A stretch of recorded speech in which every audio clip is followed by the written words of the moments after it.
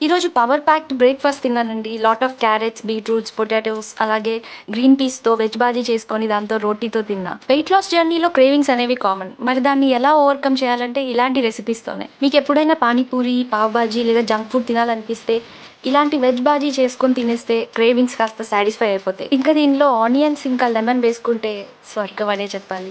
ఇందులో lot of vegetables ఉండడం వల్ల విటమిన్స్, మినరల్స్, ప్రోటీన్, ఫైబర్ అన్నీ వచ్చేస్తాయి. నెక్స్ట్ లంచ్‌కి ఈరోజు నాకు పెరుగన్నం తినాలనిపించింది. ఎంతైనా పెరుగన్నం పోపులో ఉండే మ్యాజిక్కే వేరండి.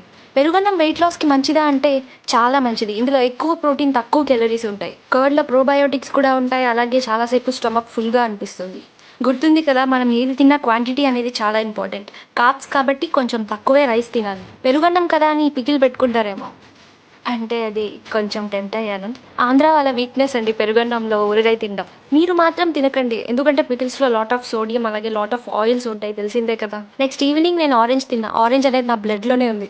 అది తప్ప ఇంకోటి తినలేను. ఇక డిన్నర్‌కి ఒక రోటీ, బ్రాడ్ బీన్స్ అదే చిక్కుడుకాయ, ఇంకా సాలడ్‌కి బీట్రూట్ తిన్నా. వెయిట్ లాస్ జర్నీలో మనం ముఖ్యంగా ఎక్కువ వెజ్జీస్ తినాలండి. ఎందుకంటే ఫైబర్ కంటెంట్ ఎక్కువ ఉంటుంది. మన స్టమక్ ఫుల్ అయిపోతుంది. దానివల్ల వేరే ఫుడ్ మీద క్రేవింగ్స్ కూడా రావు.